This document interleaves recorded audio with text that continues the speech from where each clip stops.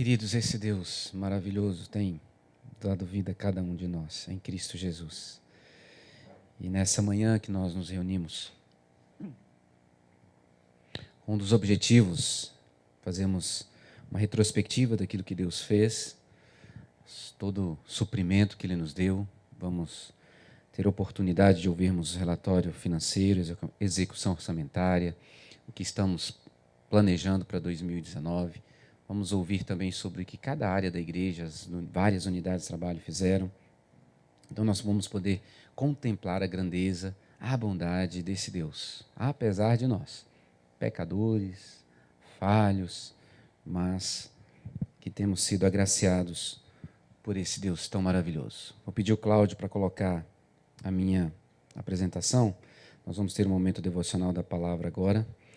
Essa palavra que nos leva a adorar, a palavra de Deus, Jesus encarnado, a palavra viva, essa palavra que nos leva a ouvi-lo. Nós estamos em AGO, então se você ainda não assinou, nós não precisamos de quórum, mas se você é membro da igreja, eu quero pedir a você que, por favor, vá ali fora, se você não fez ainda, e assine a lista de presença, porque é importante para nós, inclusive para constar na nossa ata, que será lida no final hoje. Bluetooth está ativo, conectado com o computador, agora sim.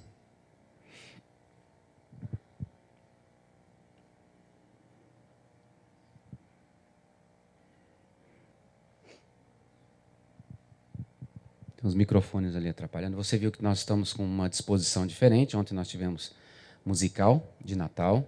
Aleluia, Jesus nasceu.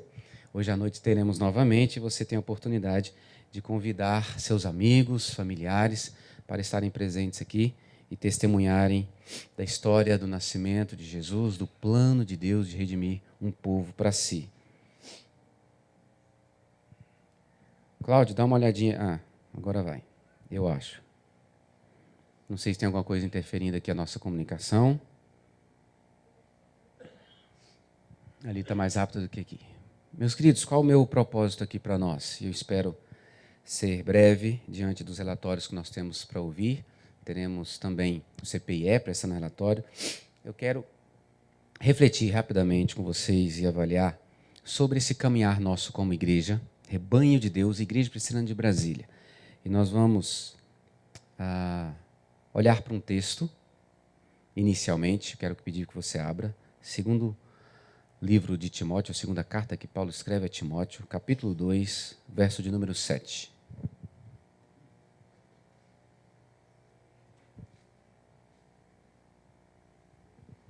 Segundo Timóteo, capítulo 2, verso 7. Eu quero convidar você que abriu para nós fazermos essa leitura juntos desse texto. Segunda carta que Paulo escreve a Timóteo. Capítulo 2, verso 7. Vamos ler juntos, mesmo assentado como você se encontra, mas com reverência e atenção à voz do Senhor. Assim diz Paulo escrevendo a Timóteo, capítulo 2, na sua segunda carta, verso 7. Pondera o que acabo de dizer, porque o Senhor te dará compreensão em todas as coisas. Pondera o que acabo de dizer, porque o Senhor te dará compreensão de todas as coisas. Paulo escreve essa carta a Timóteo e quer que Timóteo assimile tudo o que ele está orientando. Então ele diz, você tem que prestar atenção, você tem que refletir, você tem que pensar e ponderar sobre tudo que eu estou te dizendo. Mas você depende totalmente de Deus para trazer clareza e entendimento ao seu coração. Então, a atitude de Timóteo é o quê? Ouvir, ponderar. Na dependência daquilo que Deus vai fazer, Deus vai dar compreensão do que ele está ouvindo da parte de Paulo. E esse é o meu desejo nessa manhã. Eu vou expor aqui um texto da palavra de Deus, nós vamos refletir sobre a igreja e olhar para a nossa igreja. Olhar para a nossa igreja, para a Igreja Presbiteriana de Brasília, significa você olhar para o seu coração, porque você é a Igreja Presbiteriana de Brasília. Você é membro dessa igreja. Então, aquilo que nós vamos refletir juntos aqui é você olhando para o seu coração, em primeiro lugar, e depois para nós como comunidade, como igreja, que caminha junto, que serve ao Senhor junto, que trabalha junto. Então, quero que isso fique muito bem claro. Você vai ponderar e refletir sobre tudo aquilo que Deus vai trazer para nós e Ele mesmo vai trazer compreensão para mim e para você. E eu quero ver com você sobre perigos reais para a igreja, sinais de perigo para uma igreja. Uma igreja, corpo de Cristo, nasce naturalmente. O que é naturalmente? Uma igreja saudável naturalmente cresce. Ela naturalmente cresce em quantidade, novas pessoas vão crendo em Jesus Cristo, fazendo parte dessa família, e ela cresce também qualitativamente, ou seja, em qualidade espiritual, em intimidade com Deus, em comunhão uns com os outros. Então, uma igreja saudável, uma igreja que cresce em números, novas pessoas vão chegando porque estão crendo no Evangelho, e crendo no Evangelho porque a igreja está testemunhando desse Evangelho. A igreja está compartilhando para as pessoas que não conhecem Jesus ainda acerca do Evangelho, para que essas novas pessoas se acheguem a nós. E ela cresce na intimidade com Deus, na profundidade da sua espiritualidade, na intimidade no seu relacionamento com Deus, mas também com os outros. Uma igreja é mais unida, mais família, há mais comunhão. Cuidamos melhor uns dos outros. E quais seriam os perigos para uma igreja de Cristo? Bem, eu quero trazer alguns aqui para a gente refletir. Mas eu já queria que você pensasse um pouquinho. A Igreja Presbiteriana de Brasília tem crescido no que diz respeito ao número de novos convertidos, pessoas que não criam em Jesus Cristo e estão recebendo salvação, porque eu estou testemunhando do Evangelho para que as pessoas possam crer? A Igreja Presbiteriana de Brasília tem crescido em comunhão, em amizade uns com os outros? Eu tenho cuidado melhor de outras pessoas? Eu tenho me preocupado mais com os problemas dos outros? São perguntas que nós precisamos responder. Pastor Hernandes, no estudo feito sobre as igrejas do Apocalipse, ele faz uma lista de quando que uma igreja pode morrer, ou aquilo que pode levar uma igreja a morrer. Quando ela se aparta da verdade do Evangelho. Isso ele vê um estudo das 7 igrejas do Apocalipse, e eu não vou me aprofundar nisso, eu só quero citar isso para você pensar sobre a sua vida, o seu coração, e sobre a realidade da Igreja Presbiteriana de Brasília. Uma igreja, ou a morte de uma igreja acontece quando ela se aparta da verdade. E verdade nós estamos pensando na Escritura Sagrada, aquilo que a Bíblia nos ensina. A morte da igreja pode acontecer quando ela se mistura com o mundo. Aquilo que o mundo defende, aquilo que o mundo prega, aquilo que é contra a palavra de Deus, começa a tomar espaço no meu coração. E um exemplo claro que nós temos tido nos últimos dias é quando algumas pessoas começam a relativizar verdades bíblicas como aceitar a homossexualidade, aceitar sexo fora do casamento, aceitar ideologia de gênero. Uma igreja está perto da morte, ou morta, quando ela se mistura com o mundo. Quando ela não discerne a sua decadência espiritual. É quando ela está envolvida, achando que está viva, como Sardes afirmou, e Jesus vai dizer, você tem fama de que está viva, mas você está morta. Porque não tem fervor espiritual, não tem intimidade espiritual, não vive o Evangelho. Uma igreja pode morrer quando ela não associa a doutrina com a vida. Ela é boa de teologia, é boa de doutrina, mas isso não transforma a vida. Isso não faz ser mais amorosa, não faz ser mais graciosa, não faz a pessoa ser mais misericordiosa, não faz a pessoa viver em prol do Evangelho. E uma igreja está perto da morte quando lhe falta perseverança no caminho da santidade. E aí, mais uma vez, diz respeito à nossa espiritualidade. É quando nós não tratamos os pecados. Existem pecados que a gente faz vista grossa, e a gente acha que não é tão pecado assim, como às vezes falar mal de outras pessoas. A gente acha que isso não é pecado, eu falar mal de outra pessoa, mesmo que a outra pessoa esteja errada. Isso é pecado, mas a gente passa vista grossa, e isso é uma um exemplo de como a gente não persevera no caminho da santidade. Bem, você já reparou que quando você está cansado, você tem menos paciência? Quando você está cansado, você fica mais irritado, Chiquinho? Você já prestou atenção? Quando você está cansado, você tem menos sobriedade para tomar decisões? Quando você está cansado, seja fisicamente, emocionalmente, espiritualmente, você tem mais dificuldade de buscar ao Senhor? Quando nós estamos cansados, nós estamos muito mais suscetíveis a conflitos, a crises e até mesmo a nos afastar do Senhor. O que nos cansa, gente? O que te cansa? Vamos lá, pode falar. Compartilha conosco. O que é que te deixa cansado? Meu cunhado está rindo ali e provavelmente está lembrando dos plantões de trabalho. O trabalho nos cansa muito. O dia a dia, a rotina pode nos cansar. Problemas nos cansam? Problemas trazem cansaço. Problema de relacionamento com outra pessoa podem nos cansar? Sim, suga a nossa energia. Pecados não trabalhados nos cansam.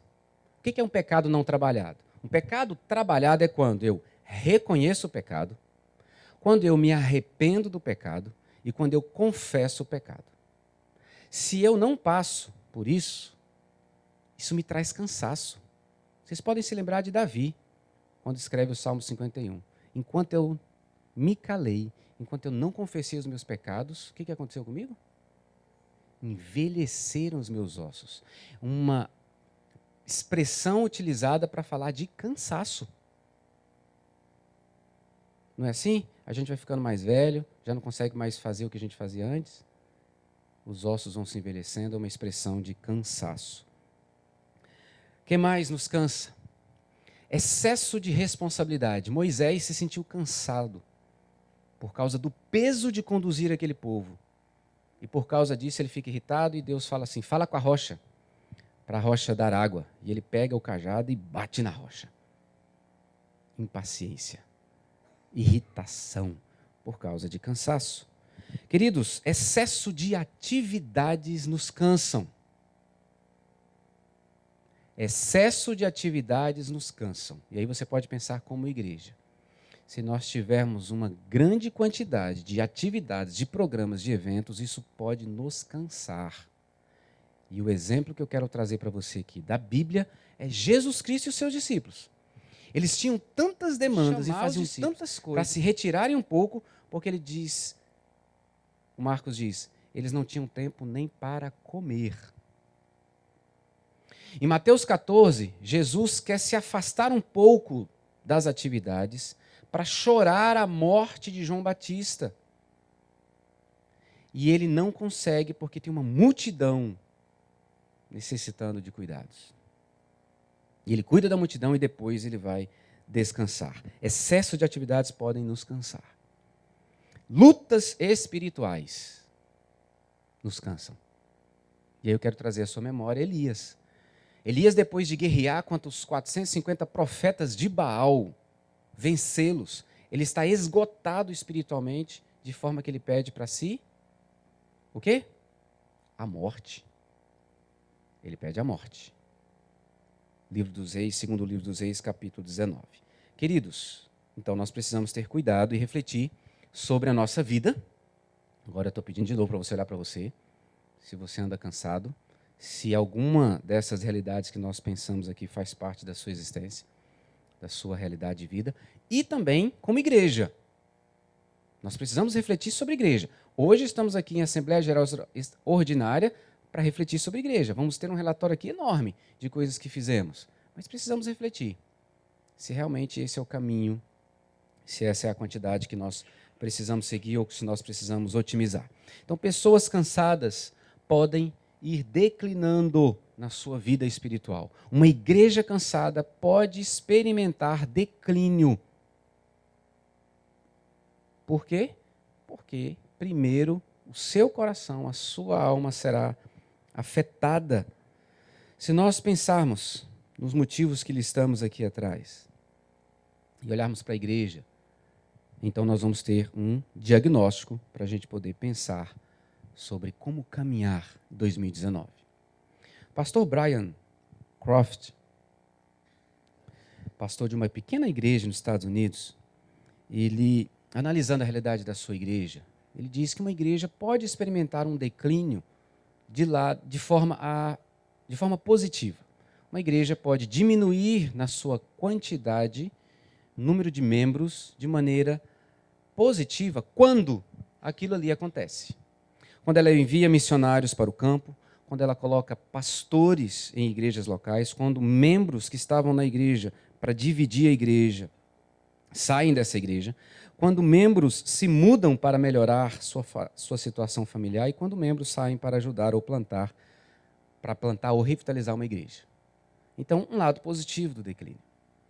Mas é quando o reino de Deus está sendo expandido a partir de uma igreja que diminui o seu tamanho. Mas uma igreja sempre, ao pensar em declínio, na maioria das vezes, é algo negativo. É algo que diz respeito à luta contra o pecado. Pecado como igreja, comunidade, pecado como o próprio coração, ou individualmente. Harry Reeder, terceiro, um pastor americano, escreveu um livro onde ele apresenta 7 sintomas de uma igreja que está doente e necessita ser revitalizada. E aí estão os 7 sintomas dele, a partir de uma pesquisa que ele fez nos Estados Unidos. Será que alguma coisa desses 7 tem a ver com a gente? Muito bem. Uma igreja precisa ser revitalizada quando ela está focada em programas. O que é isso? A igreja vive para ela. Para ela. Programas para nós. Festa daquilo, reunião daquilo, mas para a gente. A gente está pensando na gente. Estamos pensando apenas nos nossos programas e a igreja avalia a sua saúde espiritual pelo número de programas, eventos, atividades que ela tem. Ela pode estar doente e necessitada de revitalização. Quando ela está vivendo no passado. É uma igreja que olha para o passado e fala assim, bom era quando a gente... E o problema não é olhar para o passado, é viver no passado. Eu devo olhar para o passado e falar, olha, nós fazíamos isso, era muito bom. Podemos fazer? Opa, agora dá para a gente fazer isso. Não, isso que era feito lá, não dá para a gente fazer hoje. Mas como nós podemos adaptar? Isso não tem problema. O problema é quando eu fico no passado. Era bom quando a gente tinha isso, agora a gente não tem. Tadinho de nós. Quando uma igreja está doente, quando ela se apoia em certos tipos de personalidades presentes ou não na igreja. Bom era quando o pastor fulano de tal era o pastor da igreja. Bom era quando a gente tinha presbíteros fulanos e fulanos conduzindo o trabalho da igreja. Queridos, nada contra honrar essas pessoas. O problema é quando a gente para de viver porque estamos presos a isso. Quando possui uma mentalidade e cultura de manutenção. O que quer dizer isso? É quando a gente quer manter o que tem. Mas tá bom aqui, né? Tá tão gostosinho aqui. Então vamos manter, vamos cuidar disso aqui, uns dos outros. Isso também não é errado em si, mas nós não fomos feitos para viver para nós apenas nessa intenção de manutenção. Nós somos criados para avançar, para crescer. Jesus falou isso, que nós devemos avançar com a proclamação do Evangelho. Quando apresenta justificativas para o fracasso e se coloca como vítima, é quando a igreja se vitimiza. Mas nós estamos numa cidade tão difícil, aqui o solo é difícil, os corações são endurecidos. Mas se a gente tivesse mais dinheiro. Mas se a gente tivesse mais pessoas trabalhando conosco. Se, e fica se vitimizando. Essa igreja pode estar doente e precisando de revitalização. Quando ela é percebida na comunidade com má reputação ou indiferente. Ou seja, ela é mal falada pela comunidade, porque apresenta-se de uma maneira que não é positiva, ou quando ela é indiferente. Ela nem é vista, nem é conhecida pela comunidade onde ela está inserida. Então, uma igreja vivendo uma dessas duas realidades precisa de revitalização. E quando perde, queridos, a centralidade do Evangelho da graça de Deus. Quando uma igreja perde a centralidade do evangelho da graça de Deus, ela está precisando ser revitalizada. E o que significa isso? Significa que ela entendeu que ela é salva pela graça. Eu fui salvo pela graça. Não há merecimento nenhum em mim. Não há nada que eu possa fazer para ser salvo. Então eu fui salvo pela graça. Isso me enche o coração de alegria. E eu vivo exultante porque eu fui escolhido, fui agraciado, fui salvo. Então eu não consigo me calar. Eu tenho que falar isso para os outros. As pessoas têm que ouvirem. Elas precisam ouvir do evangelho. Mas esse evangelho da graça me faz olhar para o outro com misericórdia e com graça. Porque eu sei que o outro também foi alcançado por graça do Senhor. Ele não é perfeito, ele é pecador. Então isso aqui envolve muita coisa. Eu não vou me aprofundar aqui, mas o suficiente para você trazer em mente. O evangelho da graça, quando eu perco isso dentro da igreja, na minha vida, então eu estou precisando de ser revitalizado. Abra sua Bíblia agora, por favor. Atos capítulo 19. Nós vamos fazer um breve estudo sobre essa igreja, pensando sobre nós como igreja e aquilo que nós precisamos experimentar da parte do Senhor para sermos fiéis e obedientes à missão que Ele tem para nós. Capítulo 19. Você tem na tela uma imagem o que sobrou, né? Da biblioteca de Celso, em Éfeso. Só para você ter em mente essa igreja de Éfeso. Capítulo 19. Vou pedir para você ficar com a Bíblia aberta, nós vamos ler alguns versículos, ok? Verso 1, olha o que diz. Aconteceu que, estando Apolo em Corinto, Paulo, tendo passado pelas regiões mais altas, chegou aonde? A Éfeso. E achando ali alguns discípulos, perguntou-lhes, recebestes porventura o Espírito Santo quando crestes? Ao que lhe responderam, pelo contrário, nem mesmo ouvimos que existe o Espírito Santo. Então Paulo perguntou, em que, pois, fostes batizados? Responderam, no batismo de João. Disse-lhes Paulo, João realizou o batismo de arrependimento, dizendo ao povo que cresce naquele que vinha depois dele, a saber, em Jesus. Eles, tendo ouvido isto, foram batizados em o nome do Senhor Jesus. E impondo-lhes Paulo as mãos, veio sobre eles o Espírito Santo, e tanto falavam em línguas como profetizavam. Eram ao todo uns, quantos homens? 12 homens. Foram batizados em nome do Pai, do Filho e do Espírito Santo. E agora, revestidos do poder do Espírito Santo, estão crescendo na espiritualidade, na intimidade com Deus, estão profetizando, falando da palavra de Deus. Verso 8. Durante 3 meses, Paulo frequentou a sinagoga, onde falava ousadamente, dissertando e persuadindo com respeito ao reino de Deus.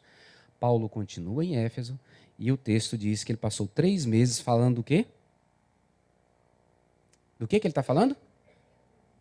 A respeito do reino de Deus. Ele falava com ousadia, ele falava com clareza, com sistematização, e isso era para persuadir as pessoas a crerem em Jesus Cristo. Verso 9. Visto que alguns deles, quem? Desses que estavam ouvindo durante os 3 meses na sinagoga, se mostravam empedernidos e descrentes, falando mal do caminho. Caminho era o nome dado àqueles que andavam seguindo Jesus Cristo.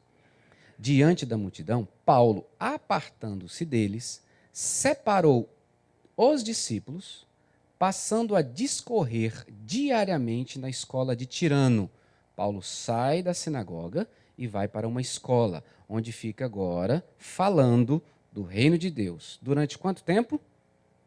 Versículo 10, durou isto por espaço de 2 anos, dando ensejo a que todos os habitantes da Ásia, vou repetir, durante 2 anos, ele pregou nessa escola, dando ensejo, oportunidade para que todos os habitantes da Ásia ouvissem a palavra do Senhor. Tanto judeus como gregos. O que Deus fazia enquanto a palavra era pregada durante esses 2 anos? Verso 11. Deus, pelas mãos de Paulo, fazia milagres extraordinários. a ponto de levarem aos enfermos lenços e aventais do seu uso pessoal, diante dos quais as enfermidades fugiam das suas vítimas e os espíritos malignos se retiravam. Dá um salto aí.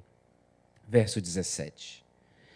Chegou este fato dos milagres que estavam acontecendo ao conhecimento de todos, assim judeus como gregos, habitantes de onde, gente? Éfeso. Não saímos de Éfeso, estamos ainda na cidade de Éfeso. Veio temor sobre todos eles, e o nome do Senhor Jesus era engrandecido. Palavra pregada, milagres de Deus, o povo era convertido. Está se formando o que aqui? Uma igreja. Está se formando uma igreja. E olha só o que está acontecendo com essas pessoas que estão crendo em Jesus Cristo, verso 18. Muitos dos que creram vieram confessando e denunciando publicamente as suas próprias obras. Também, muitos dos que haviam praticado artes mágicas, reunindo seus livros, os queimaram diante de todos. Calculados os seus preços, achou-se que montavam a 50.000 denários. Assim, a palavra do Senhor crescia e prevalecia poderosamente. Uma igreja nasceu em Éfeso. Uma igreja que nasce pelo poder da pregação da palavra e onde Deus se manifesta poderosa e graciosamente. As pessoas se encontram com o evangelho, vão se arrependendo dos seus pecados, vão abandonando a idolatria e vão se consagrando a Deus. Verso de número 21. Cumpridas essas coisas, Paulo resolveu no seu espírito ir a Jerusalém. Paulo deixa Éfeso e vai embora. Não, ele só resolveu. Verso de número 23. Por esse tempo, houve grande alvoroço acerca do caminho. Começa um alvoroço em Éfeso. Verso de número 28. Ouvindo isto, encheram-se de furor e clamavam: grande é a Diana dos Efésios. Você tem na tela uma imagem de quem é essa deusa que era idolatrada e adorada. O que está acontecendo nesse capítulo 19, a partir do verso 23? Aqueles que vendiam esses pequenos ídolos, estátuas, para adorarem a deusa Diana, começaram a ter prejuízo, porque as pessoas começaram a se converter e não mais adoravam a deusa Diana. Então eles movimentaram um povo, uma grande multidão, que se levantou contra os do caminho. Você viu isso aí no verso 23. Eles começaram a perseguir os crentes, a igreja de Éfeso. Olha aí o verso de número 29. Foi a cidade tomada de confusão, e todos a uma arremeteram para o teatro, arrebatando os macedônios, Gaio e Aristarco, companheiros de quem? De Paulo. Olha só o que o verso 30 diz para a gente. Querendo este apresentar-se ao povo, não lhe permitiram os discípulos. Quem é este? Paulo. Paulo queria ir lá, dar uma palavra, resolver a situação. Porque 2 amigos dele, Gaio e Aristarco, tinham sido presos. Os discípulos não permitiram. Os discípulos são a igreja, gente.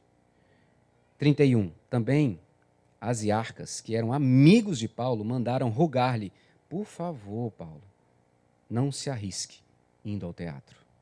E ele não vai mesmo, não. A confusão continua, alguém intervém. Verso 34 diz que essa multidão ficou gritando por quase 2 horas: grande é a Diana dos Efésios, grande é a Diana dos Efésios, grande é a Diana dos Efésios, grande é a Diana dos Efésios. Quase 2 horas assim.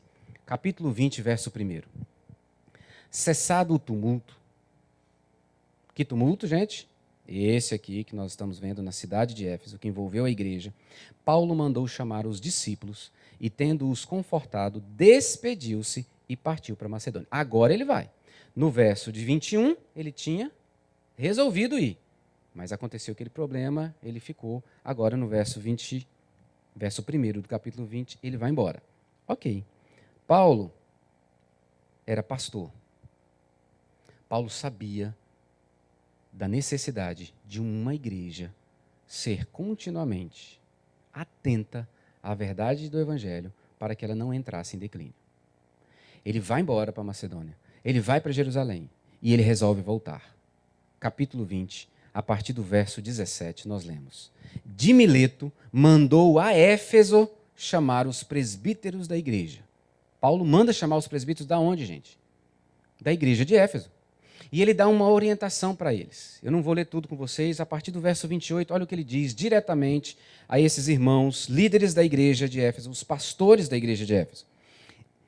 Atendei por vós. Olha, cuidem do coração de vocês. Cuidem de vocês. Cuidem da espiritualidade de vocês. Cuidem do coração de vocês. Cuidem da alma de vocês. E por todo o rebanho sobre o qual o Espírito Santo vos constituiu bispos. Cuidem de vocês, mas cuidem da igreja. Cuidem do rebanho de Deus, porque foi Ele que conquistou. Deus chamou vocês para pastorear o rebanho que é dele. Final do verso 28. Esse rebanho foi comprado por um precioso sangue, o sangue de Jesus Cristo. Então, ele diz, olhe para o coração de vocês, olhe para a igreja de vocês, que Deus confiou para vocês pastorearem. Cuidem do coração de vocês, cuidem da igreja. Por que que eles têm que cuidar deles e da igreja? Verso 29. Eu sei que depois da minha partida, entre vós penetrarão lobos vorazes, que não pouparão o rebanho.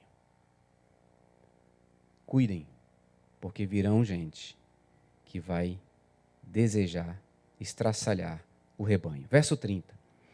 E que dentre vós mesmos, não só de fora, dentro da igreja, se levantarão homens falando coisas pervertidas para arrastar os discípulos atrás deles. Dentro da igreja. Vão se levantar pessoas que vão se afastar do evangelho e vão levar discípulos com eles. Portanto, verso 31, vigiai, lembrando-vos de que por 3 anos, noite e dia, não cessei de admoestar com lágrimas a cada um. Agora, pois encomendo-vos ao Senhor e à palavra da sua graça, que tem poder para vos edificar e dar herança entre todos os que são santificados. Qual é a receita de Paulo para que eles consigam vencer os ataques de fora e os ataques de dentro? Para que eles consigam cuidar do coração deles e o coração da igreja, do rebanho. Verso 32. Qual é a receita? Verso 32. Palavra de Deus. Encomendo-vos ao Senhor e à palavra da sua graça. Se permanecermos na palavra e na intimidade com Deus pela oração, temos receita para vencermos o nosso coração caído, que quer nos afastar do evangelho, e ajudar os outros a não se afastarem do evangelho.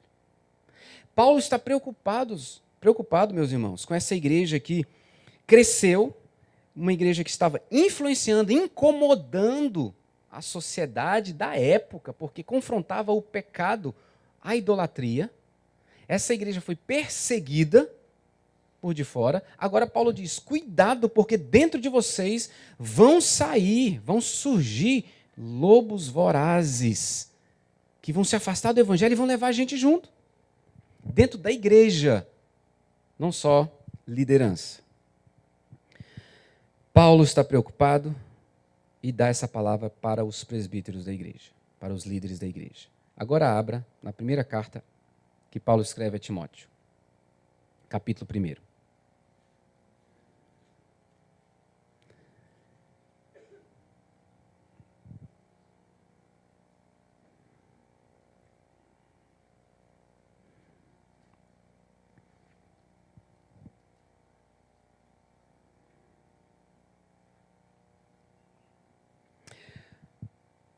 Preocupado com a igreja, conhecedor dos problemas, daquilo que ia se levantar contra a igreja, Paulo, então, agora, escreve a Timóteo e diz o seguinte, capítulo 1, verso 3. Quando eu estava de viagem rumo da Macedônia, te roguei permanecesses ainda em Éfeso.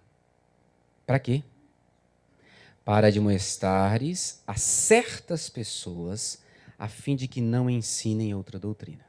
Ele tinha falado com os líderes, agora ele deixa na igreja um jovem pastor, Timóteo, que tinha sido discipulado por ele, para admoestar pessoas da igreja para que não ensinem outra doutrina, nem se ocupem com fábulas e genealogias sem fim, que antes promovem discussões do que o serviço de Deus na fé. Ora, o intuito da presente admoestação, Timóteo, visa ao amor que procede de coração puro e de consciência boa e de fé sem hipocrisia.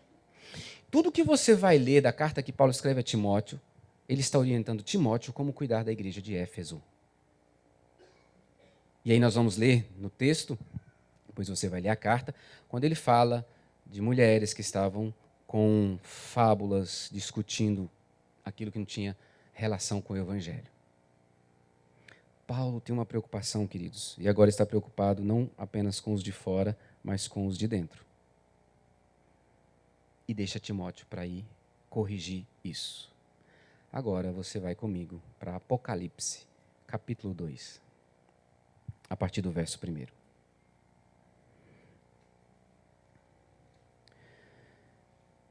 Uma das igrejas que recebe uma palavra de Jesus Cristo é a igreja em Éfeso. Essa igreja que nós estamos acompanhando até agora. E a palavra de Jesus para a igreja de Éfeso é: ao anjo da igreja em Éfeso escreve: estas coisas diz aquele que conserva na mão direita as 7 estrelas e que anda no meio dos 7 candeeiros de ouro. Conheço as tuas obras, tanto o teu labor como a tua perseverança, e que não podes suportar homens maus, e que puseste à prova os que a si mesmos se declaram apóstolos e não são, e os achaste mentirosos. E tens perseverança, e suportaste provas por causa do meu nome, e não te deixaste esmorecer. Opa, deu resultado o que Timóteo fez lá. A palavra que Paulo deu, a liderança. Vocês estão firmes na teologia, firmes na doutrina. Vocês sabem discernir aqueles que se levantam e se dizem apóstolos e não são. Vocês sabem lutar diante da perseguição e suportar prova. Vocês não se esmoreceram diante das lutas. Mas o verso 4 tem uma palavra dura. O que diz o verso 4, meus irmãos? Vamos ler juntos?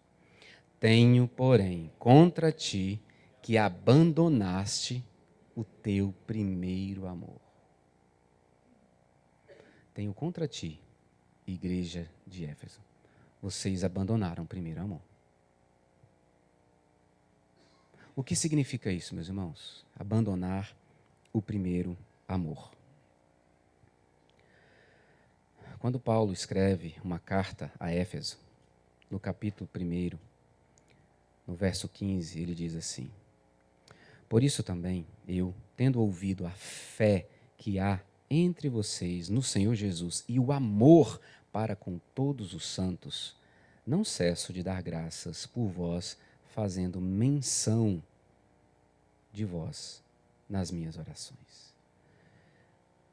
Quando Paulo escreveu para Éfeso, era uma igreja cheia de amor, cheia de fé, fiel ao Senhor.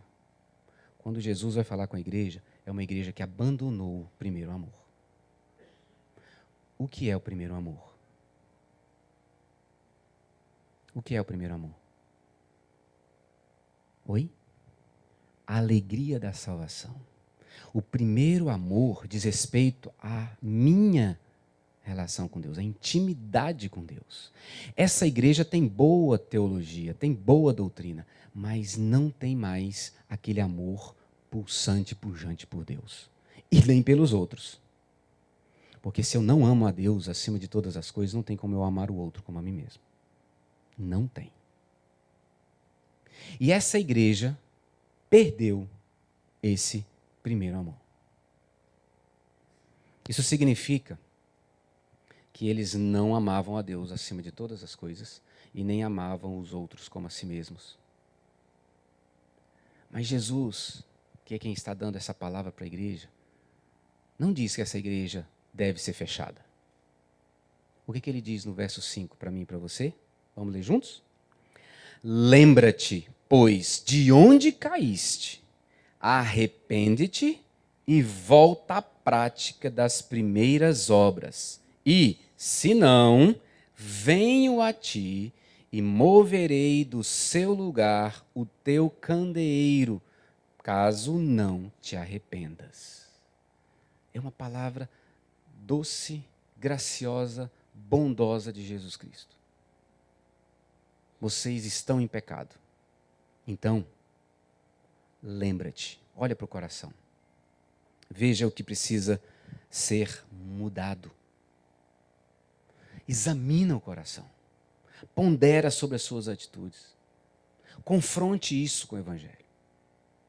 Você não conhece a palavra? Você não é tão bom na doutrina? Então, lembra-te. É a palavra de Jesus para a igreja. Lembra-te de onde você caiu. Aonde foi que interrompeu esse amor por Deus acima de todas as coisas? Quando foi que você começou a amar mais o seu trabalho do que a Deus, mais o seu dinheiro do que a Deus, mais as atividades da igreja do que a Deus, mais o seu conhecimento teológico do que a Deus? Ou quando isso aconteceu? Lembra-te. Identifica. Esse é o primeiro passo. Essa é a primeira atitude. Olhar para o passado, você já teve uma vida de intimidade com Deus profunda, você só queria viver para Ele. Mas agora você não vive mais para Ele. Talvez até ache que vive. A segunda atitude, quando você identificar, então se arrependa. Arrependimento vem com a identificação dos pecados, dos erros, e é a oportunidade de cura, de restauração. Arrepende-te e volta-te. Então eu preciso lembrar, reconhecer, identificar para me arrepender. Queridos, o pecado, o seu pecado, o meu pecado, não tem implicação só sobre a minha vida, sobre a sua vida. O meu pecado não diz respeito só a mim, não. O meu pecado tem implicação sobre você e sobre a igreja de Jesus. O maior exemplo disso na Bíblia é quando o povo de Israel está conquistando a nova Canaã. E eles perdem uma batalha. E Josué não entende por que eles perderam. Porque eles tinham se santificado, obedecido o que Deus tinha mandado. E ele então busca o Senhor. E o Senhor diz, tem pecado no meio do povo. E vão descobrir que Acã tinha pecado. E por causa do pecado de Acã, o povo de Israel perdeu uma batalha. Apocalipse capítulo 12 vai falar sobre isso também. Sobre como há implicação do pecado de uma pessoa que é membro de uma igreja, da igreja de Cristo. Como isso tem implicação sobre toda a igreja. Então eu preciso olhar para o meu coração. E como igreja nós precisamos ver o que nós fizemos que nos abandonou. Que nos levou a abandonar o Evangelho de Jesus Cristo. E qual é a terceira atitude que Jesus diz? Volte. Volte para a prática das primeiras obras. Então, se a igreja de Éfeso esqueceu, abandonou Deus acima de todas as coisas, o primeiro amor, o que é voltar à prática das primeiras obras? Voltar a amar a Deus sobre todas as coisas. Dedicar a sua vida consagrada somente a Deus. É retornar às primeiras obras. Eu queria que você olhasse um pouquinho para a sua história. Quando foi que você teve um encontro com Cristo e recebeu vida eterna? Você lembra desse dia? Quando o Evangelho bateu tão forte e você compreendeu tanto aquele amor, o amor de Jesus, o amor de Deus te apertou o coração e você só queria uma coisa: eu só quero saber mais dele, eu só quero viver para ele, eu quero cantar, eu quero conhecer, eu quero ler a Bíblia, eu quero conhecer mais esse Deus, eu quero saber quem ele é. E aí por causa disso você queria contar para os outros também. Aí você quer contar, seus amigos, olha o que eu descobri. Você precisa saber disso aqui. Isso aqui é maravilhoso demais. Vem cá, deixa eu te falar. E ele não está nem querendo saber, porque ele está noutra vibe, né? Usando a expressão aqui. Está noutra vibe, está noutra. Mas você está cheio. É o primeiro amor pulsando dentro de você, querendo transbordar. Aí quando a gente perde isso, a gente está precisando ser revitalizado. Era o que a igreja de Éfeso tinha perdido. E que Jesus amorosamente vai lá. Fala, olha, vocês são bons em muita coisa. Vocês enfrentam perseguição e sustentam. Não se esmorecem. Vocês sabem julgar quem está falando errado, quem está falando certo acerca do Evangelho. Mas vocês não me amam como vocês me amavam. Vocês não falam de mim como você falava. Você não ama o outro como você amava. Você ama muito mais a si mesmo do que a mim. Querido, Jesus não diz para reinventar nada. Ele só diz para a gente voltar à prática das primeiras obras. E mais uma vez ele frisa no final do verso que é preciso arrependimento. Nós começamos dizendo: pondera sobre essas coisas, e o Senhor te dará compreensão de todas elas. Nós precisamos olhar para o nosso coração e ver se nós, eu individualmente, você individualmente, se nós não estamos precisando de, como a igreja de Éfeso, voltar, arrepender, lembrar, arrepender e voltar à prática das primeiras obras. Porque podemos ser uma igreja que aparentemente está viva, mas que, como Sardes, está morta. Uma igreja que tem muitas atividades, faz muita coisa, consegue resistir os falsos apóstolos, mas que não tem amor a Deus acima de todas as coisas, nenhum pelos outros. Essa frase do pastor Timóteo Carriquer: é fácil esquecer que somos povo de Deus com um propósito maior que nós mesmos, meus irmãos. É muito fácil a gente achar que a gente está aqui vivendo para a gente. Não, eu e você vivemos com o propósito de sermos instrumento de Deus para o seu projeto de alcançar todas as famílias da terra e estabelecer novo céu e nova terra. Nós precisamos anunciar o Evangelho para que de todas as famílias da terra existam pessoas que creiam e o confessem como Jesus como Senhor e Salvador. O nosso plano, eu já quero aproveitar aqui para apresentar para 2019, Plano para 2019, chama a nossa atenção para isso. 2019 é o ano que nós estamos chamando como conselho, o ano da comunhão. O nosso tema é juntos no ensino e na oração, anunciando a salvação. Ano da comunhão. O texto base é Atos 2, 42 e 47. Nós queremos seguir juntos, unidos, aprendendo a palavra, compartilhando a palavra, discipulando uns aos outros, buscando a Deus em oração, intimidade com Ele, adorando-o por quem Ele é e anunciando o Evangelho. Anunciando essa salvação que nos alcançou para todas as pessoas, por onde a gente for, com quem a gente encontrar. Nessa pequenina frase, juntos no ensino e na oração, anunciando a salvação, nós temos as 3 palavras que dão norte e ênfase para o trabalho da Igreja Presbiteriana de Brasília. Evangelização, que é o ensino, a pregação do Evangelho de Jesus Cristo, para que a pessoa seja persuadida pela fé e arrependimento a entregar a vida a Jesus Cristo. E nós precisamos evangelizar. Precisamos anunciar o Evangelho. E tem muita gente que a gente acha que é crente, que precisa ouvir o Evangelho para se tornar crente de verdade. Discipulado.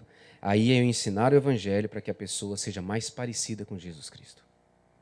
Para que eu vá vencendo pecados e me transformando mais parecido com Jesus Cristo. E isso é pelo ensino da palavra. Nós estamos com uma estrutura de escola bíblica dominical para nos conduzir nessa direção do aprendizado transformacional. Um discipulado pela palavra, dando ênfase à comunhão. E a adoração, que é a vivência desse Evangelho, que me leva a viver somente para Deus, somente para Ele, para a glória dEle, enquanto Ele graciosamente nos sustenta. Uma das ênfases, então, que nós queremos dar é a visitação. Nós temos uma igreja grande. E uma das formas de nós conhecermos as necessidades das famílias e podermos ser instrumentos para discipularmos e ajudarmos as famílias é através da visitação. Isso não é só uma responsabilidade do corpo pastoral da igreja, pastores e presbíteros docentes, regentes. e diáconos, mas de cada um de nós. Queridos, como cumprir essa palavra de Paulo aqui em 1 Tessalonicenses capítulo 5, verso 14?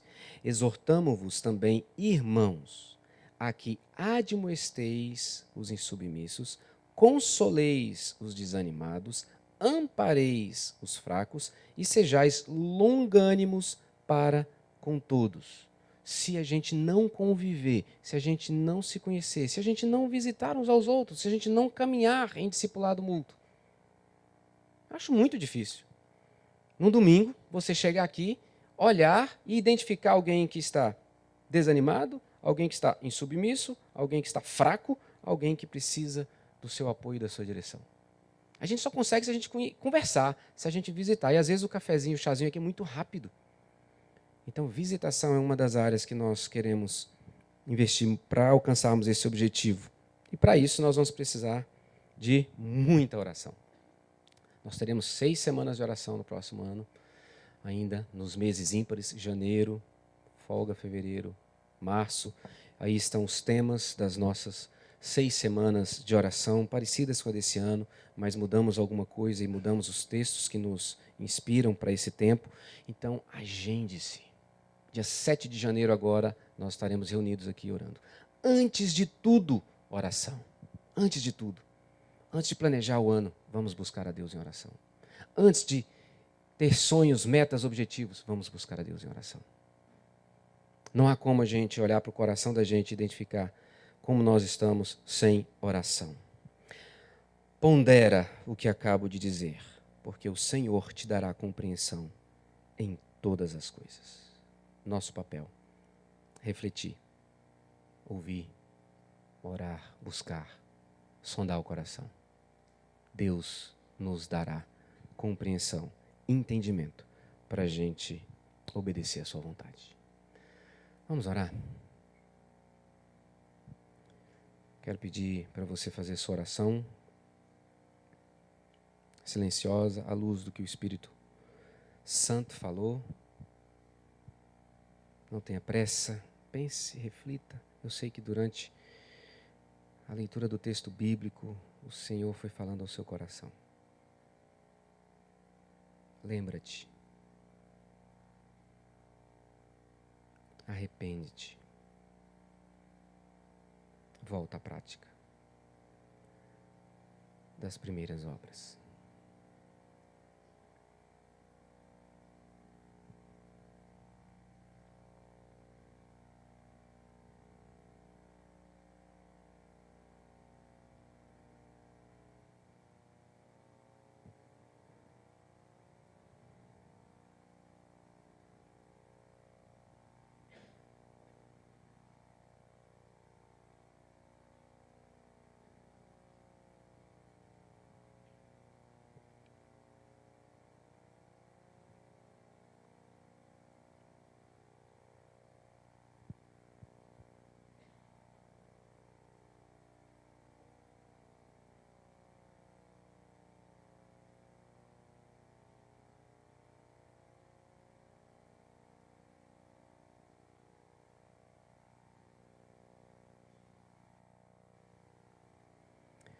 Senhor, nós somos gratos pelo teu amor. É um amor que nós não conseguimos discernir na sua plenitude. Ainda estamos nessa caminhada de tentar entender como que um Deus tão grande, Criador do universo, mantenedor de todo o universo, um Deus que criou bilhões de estrelas, que chama cada uma delas pelo nome, que deu nome a cada uma delas.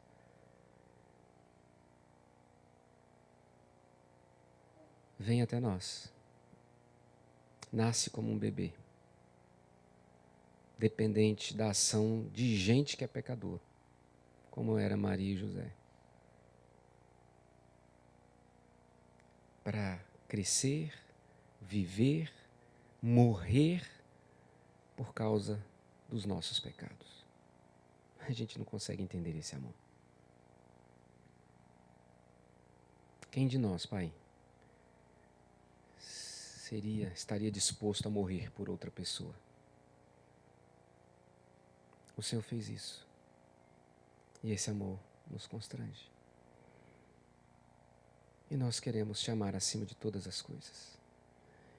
E só o Senhor pode nos inclinar o coração a Ti. E eu peço isso, Deus, em nome de Jesus. Inclina o nosso coração a Ti. Queremos viver para a Tua glória, acima de todas as coisas. Não a nossa. O salmista nos ensina, não a nós, Senhor, não a nós, mas somente a Ti toda a glória. Somos pecadores e pedimos perdão ao Senhor. Perdão por termos colocado tantas outras coisas em nosso coração acima do Senhor. Mas Deus, o Senhor nos dá nessa manhã a oportunidade de nos lembrarmos, de nos arrependermos. E através do Senhor tomando-nos pela mão e nos conduzindo, voltarmos à prática das primeiras obras. Faz assim na minha vida, Pai. Na vida dos meus irmãos e irmãs nessa manhã. Na vida daqueles que não estão aqui, Pai.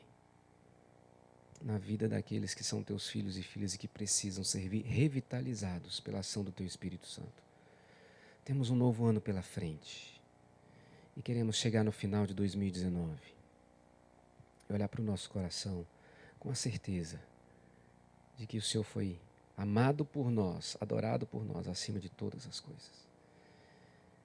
E chegarmos diante do Senhor, Pai, durante todo o ano, com alegria de saber que nós estamos sendo fiéis na proclamação do Evangelho. Que nós estamos preocupados com o discipulado de pessoas que estão à nossa volta. Que nós, de fato, investimos na adoração ao Teu santo nome, pois só o Senhor é digno. Faz assim, Pai, nós te pedimos, porque somente o Senhor pode gerar essa transformação em nós. Nós dependemos totalmente da ação do Teu Espírito Santo, pelo poder da Tua palavra.